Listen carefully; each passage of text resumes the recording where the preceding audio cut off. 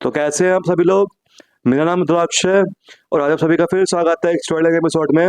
आज हम बात करने वाले हैं पुणे पोर्श एक्सीडेंट के बारे में। सबसे पहले बात की जाए तो एक अनीश अवध्या नाम का लड़का होता है जो कि यूपी का रहने वाला होता है और बहुत ही मेहनत करने के बाद उसे एक सॉफ्टवेयर इंजीनियर की नौकरी उसकी लग जाती है।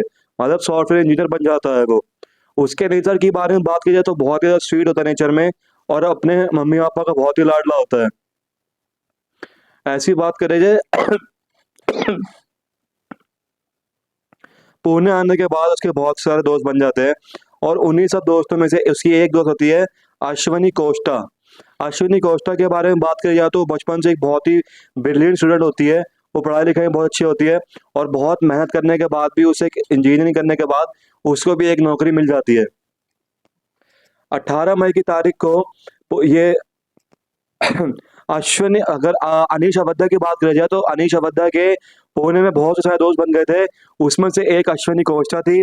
और अगर बात करी जाए तो ये सभी लोग ये फ्रेंड सब अश्विनी कोष्टा अनीश अवध्या और दो दोस्त इनके 18 मई को पुणे में ही पार्टी के लिए जाते हैं क्योंकि ये लोग कॉर्पोरेट जॉब के थे तो सैटरडे था और बहुत टाइम से ये लोग मिल रहे थे एक दूसरे से। इसलिए उस दिन ये देर रात तक वहां पर पार्टी करते हैं, एंजॉय करते हैं पूरा अच्छे से और उसके बाद वहां से आते हैं।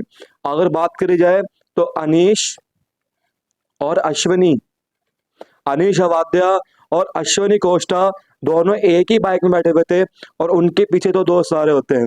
जैसे ही वो बाइक चला रहे होते हैं, जब वो पार्टी से आ जाते हैं तो वो एक यूटर्न आता है। एक यूटर्न में जैसे यूटर्न फॉर एग्जाम्पल अनीश देखता है कि जब वो यूटर्न ले रहा होता है तो हम देखते हैं कि हमारे कहीं पीछे कोई आ तो नहीं रहा है क्योंकि हमें सेकंड जो हमारे बंदा पीछे बैठा है उसकी भी हमें एक सेफ्टी देखनी होती है। जैसे ही वो यूटर्न लेता देखता है कि वहां पे कोई नहीं आ रहा होता, लेकिन उतने में ही जैसे ही वो यूटर्न लेता है एक पोर्शे कार एक बाइक को जाकर टकराती है। इसमें अश्विनी और अनीश बैठे होते हैं।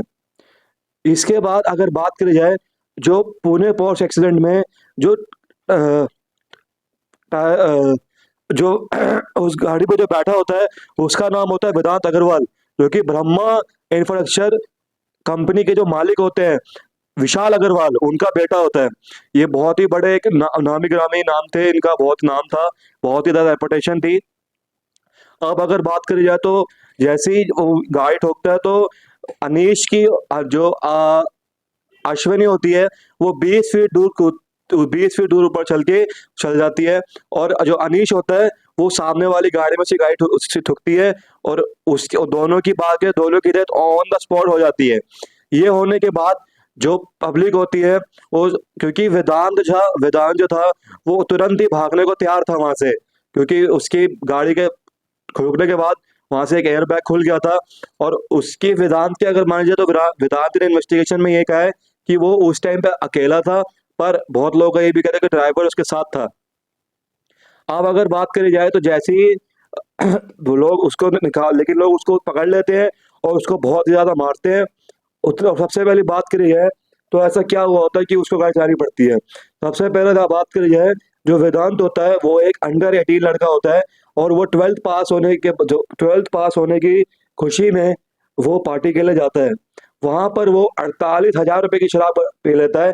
अगर आप बाहर जाए तो आप एक अंडर 18 लड़के को शराब नहीं दे सकते हो। तो सबसे पहली गलती तो ये उन होटल वालों की थी कि उन्होंने उसको इतनी शराब पिलाई और शराब पीने और उसने वहां पर 48,000 रुपए की शराब पी ली थी। और 48,000 शराब पीने के बाद वो आया तो ड्राइवर के साथ था, लेकिन शराब पीने के बाद वो अपने ड्राइवर से ये बोलता है कि गाड़ी मैं चलाता हूँ। और ये बात सुनते ही ड्राइवर जो होता है वो उसके फादर को बोलता है कि आपका बेटा ऐसी डिमांड कर रहा है। तो लेकिन जो उसके फादर होते हैं वो ये कहते हैं कि जिसका जो करना है उसे करना दो।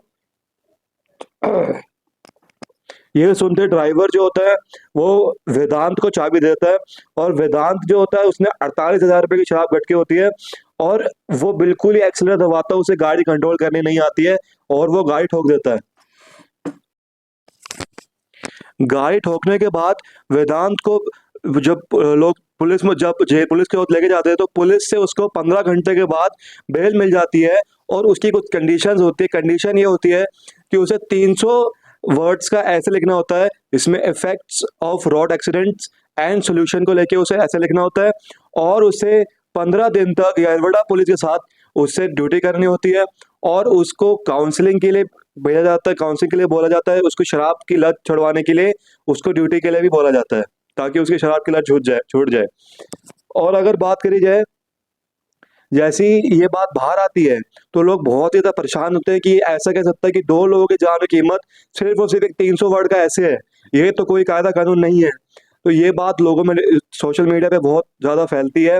और धीरे धीरे एक चीज ये खबर आती है कि जो डॉक्टर होते हैं, जिसने जो विशाल का जो ब्लड सैंपल होता है, क्योंकि विशाल ने उस दिन बहुत ही ज्यादा शराब पी रखी थी, तो वो ब्लड सैंपल जो होते हैं वो दो डॉक्टर उसको फेंक देते हैं डस्टबिन में, और एक दूसरा ब्लड सैंपल शो करते हैं।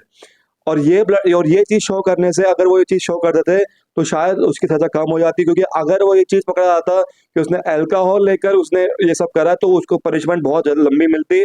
और जैसे ये बात बाहर आती है तो उन दो डॉक्टर को, एम्प्लॉयज को नौकरी से निकाल दिया जाता है। और जो पुलिस इन्वेस्टिगेशन जो करती है, जो दो पुलिस वाले होते हैं, वो जो इस केस के ऊपर ज्यादा ध्यान नहीं देते हैं, उनको भी इस केस से बाहर कर दिया जाता है। ये लोग इस चीज के लिए इसलिए करते हैं कि उन्हें पता होता है कि ये विशाल अग्रवाल का बेटा है। क्योंकि विशाल अग्रवाल की बात करी जाए, मैंने बताया कि वो ब्रह्मा इंफ्रास्ट्रक्चर के ऑनर थे, तो बहुत ही बड़ी नामी गिरामी थे, उनको बहुत ही अच्छा उनको पैसे दे रहे थे। और अगर बात करी जाए, अगर विशाल अग्रवाल के जो फादर थे, उनका नाम था सुरेंद्र अग्रवाल। सुरेंद्र अग्रवाल की बात करी जाए, सुरेंद्र अग्रवाल ने 2009 में छोटा राजन को हायर किया था शिवसेना के आदित्य कश्यप को मारने के लिए। उनका भी केस अभी चल रहा है।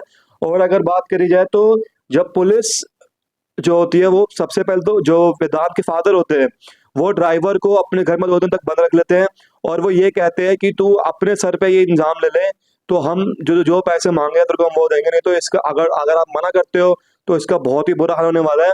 और ये तक भी खबर जाती है कि विशाल के फादर ने 10 करोड़ रुपए पुलिस को दिए थे कि केस छुड़वाने के लिए। और जैसे ही जब उनको पता लगता है कि पुलिस उनके घर पे आ रही है, तो वो एक गाड़ी दिल्ली की ओर और एक गाड़ी मुंबई की ओर भेज देता ड्राइवर के साथ। और जो खुद होते हैं, वो अपने दोस्त की गाड़ी में बैठ के ही भागने की कोशिश कर रहे थे, लेकिन उस दोस्त की गाड़ी में एक ट्रैक जीपीएस लगा होता है, जिसके थ्रू वो पकड़े जाते हैं। और पकड़ने के बाद पुलिस उनको पकड़ लेती है।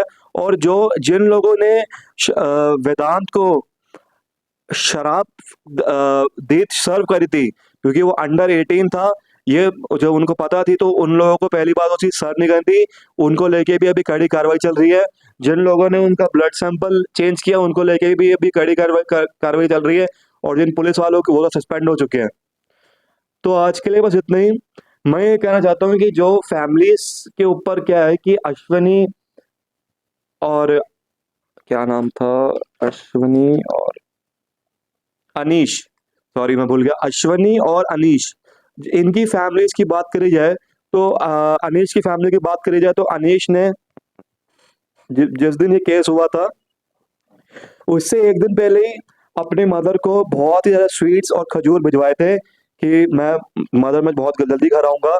तो लॉस इसमें इन दोनों फैमिलीज का ही हुआ है, क्योंकि उनका बेटा तो गया नहीं है, कहीं से भी लॉस नहीं हुआ है उनका। तो मतलब वो तो अभी मैंने कुछ टाइम पहले न्यूज में देखा था, वो तो अपनी कार को दोबारा मांग रहा था कि मुझे अपनी जो मेरी पोर्शे कार है वो मुझे वापस चाहिए। तो लॉस इसमें इन दो फैमिलीज का बहुत ज्यादा हुआ है, क्योंकि मुझे जहाँ तक लगता है, अगर हम उसको एज अ ट्रीट कर रहे हैं अंडर 18, जो कि वो है मतलब से 2 महीने छोटा है, लेकिन मुझे ज्यादा लगता है कि ऐसे केस में जिसमें 2 लोगों की जान चली गई हो, उसमें 17 या 16 एज वालों को भी अंडर 18 में नहीं लेना चाहिए, अंडर 18 कैटेगरी में नहीं उनको लेना चाहिए। तो आज के लिए बस इतना ही। इस वीडियो को प्लीज लाइक, शेयर और कमेंट कीजिए। और ऐसे ही बने रहे मेरे साथ, कुछ कमेंट भी कर दिया करें, कमेंट नहीं करते हैं आप लोग। चलिए आज के लिए बाय।